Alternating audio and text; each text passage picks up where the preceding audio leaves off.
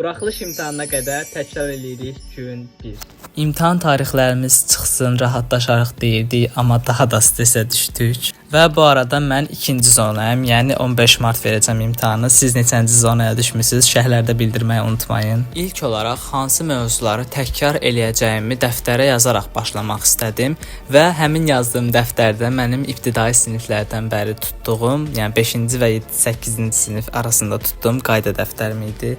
Bu videoda sadəcə ingilis dili və riyaziyyatı təkrar eləyə bildim. İngilis dilindən noun mövzusunu təkrar elədim.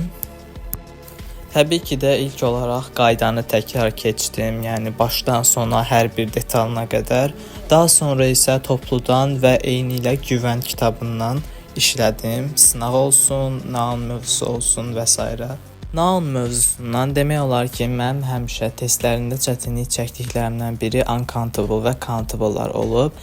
Çünki çox zaman qarışdırıram. Düzdür, testi hər zaman düz yazıram, amma çox zaman qarışdırıram. Bu arada güvənin kitabından mövzu sınaqları işlədim və mən noun üzrə mövzu sınaq olacağı heç ağlıma gəlməzdi. Bunu gördüm, biraz sevindim. Daha sonra isə məndə Eyler Akademiyanın riyaziyyat qayda kitabı var idi və orada natural ədədləri təkrar eləməyə başladım. Video çox uzun olmasın deyə onu testlərini işlədiyim yerlər çəkmədim və bu günlük bu qədər. İkinci gün üçün məni izləməyi unutmayın. Sağ olun.